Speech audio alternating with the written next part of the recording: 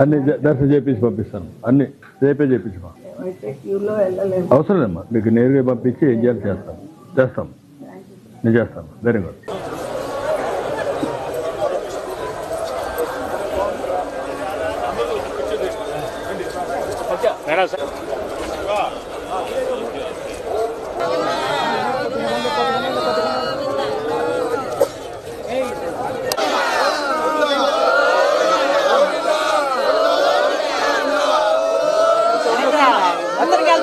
ప్రతి సంవత్సరం ఇలాగే ఇదే విధంగా వస్తున్నాం సార్.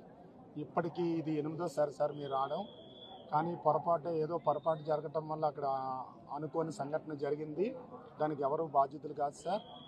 ఈ యొక్క సిచ్యువేషన్కి సీఎం గారు స్పందించి మాకు ఎలాంటి ఏర్పాట్లు కావాలో అన్నీ కూడా చక్కగా చేసి అడుగున మాకు ఎలాంటి ఆటంకం లేకుండా పిన్ టు పిన్ మాకు మూమెంట్ చేస్తూ చాలా చక్కని దర్శన భాగ్యాన్ని కల్పించారు సార్.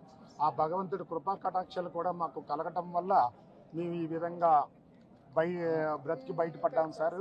అందుకు సీఎం గారికి, లోకల్ అధికారులకి, జిల్లా కలెక్టర్ గారికి, అదే డిప్యూటీ కలెక్టర్ గారికి, అందరికీ, పవన్ కళ్యాణ్ గారికి పేరున ధన్యవాదాలు తెలియజేసుకుంటాం సార్. నమో వెంకటేశాయ.